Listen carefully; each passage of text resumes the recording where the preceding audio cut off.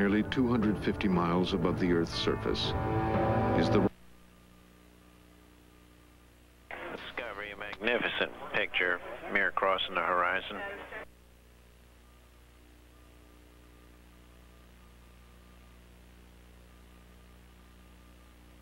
Well, we should have it on IMAX also, and we certainly have it in all of our eyes.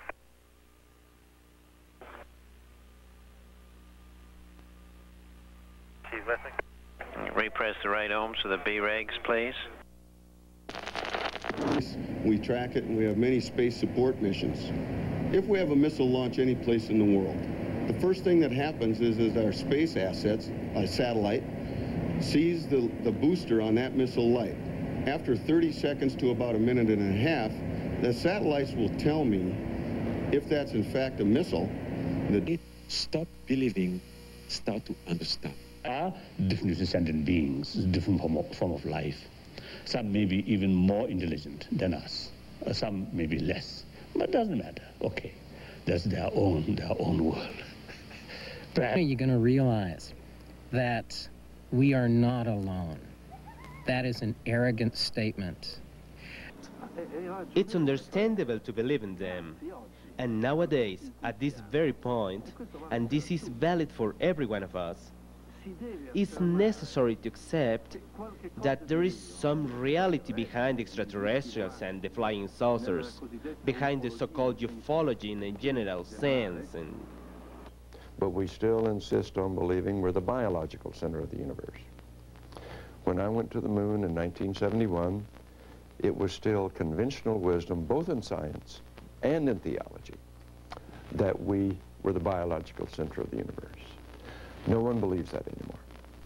Personally, I think that the evidence says yes. Life may have been developed, say, 5 billion years ago. Intelligent life on the Earth has only been around, depending on how you define it, for maybe a few 100,000 years. We aren't allowed to find out what it's supposed to do, but it certainly appears to be engaged in conspiracies. It's an engine of conspiracy. It overthrows governments, it attempts assassinations, it conducts secret research, some of which is, as we know from the mind control programs, very dangerous, very painful. In 1963, Harry Truman said that the CIA had been diverted from its original assignment and had become a policy-making arm of the government. Truman also went on record to say that he'd always been against the building up of an American Gestapo.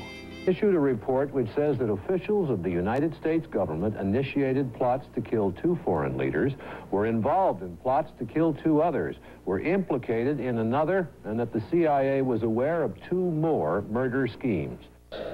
A device with that material you described in it, I presume the material, if injected into a human being, would kill him. Is that correct? I would think so, yes. So the agent gives the Cuban agent the device to kill somebody. I'm sorry I didn't give him a pistol, because it would have made the whole thing a lot simpler and less exotic. And then the CIA didn't, the top officials didn't, and we pinned it down to the fellow who was supposed to be in charge, and he said we planned it because the military wanted it done, and I asked the military, and they never heard of it. I, for one, would be very surprised if military with weapons actively participated in this federal raid, because it would be unprecedented, it would be very dangerous, and it's an explosive issue. John, do you think the government is being straight with the American people when the FBI and Justice Department say, we didn't start the fire, we didn't kill those 80 people? At the very least, it is not being straight about the evidence.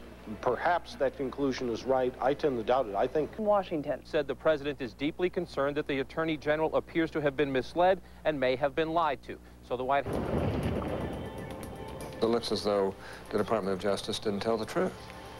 And, you know, the Department of Justice owes to all of us at least a candid expression of the truth. It's possible that a spacecraft will come down and we'll walk on board that craft, and they'll take these bodies from us.